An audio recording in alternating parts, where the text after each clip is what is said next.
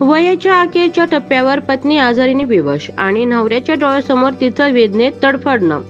प्रेम इतकं खोल की त्याने तिला मुक्त केलं, पण जगण्यातलं दुःख सहन न झाल्याने स्वतःलाही संपवलं. अशा कथा अंतर्मनाला हलवतात.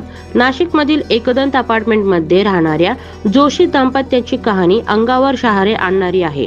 नेमकं काय घडलं पाहण्याआधी HSN मराठी न्यूज चॅनलला सबस्क्राईब करायला विसरू नका, जेणेकरून अशा महत्त्वाच्या अपडेट्स तुम्हाला मिळत राहतील. चला जाणून घेऊया. मुरलीधर जोशी 78 वर्षे, निवृत्त मुख्याध्यापक. त्यांची पत्नी लता जोशी 76 वर्षे, निवृत्त शिक्षिका.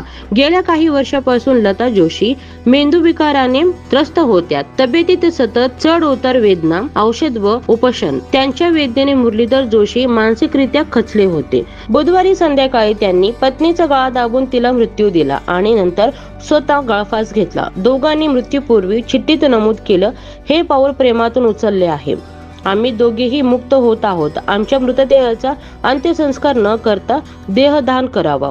त्यानंतर सकाळी गृहसेविकेला काही प्रतिसाद न मिळाल्याने परिसरातील लोकांनी पोलिसांना कळवलं. दरवाजा उघडला तेव्हा दोघांचेही मृतदेह आढळले.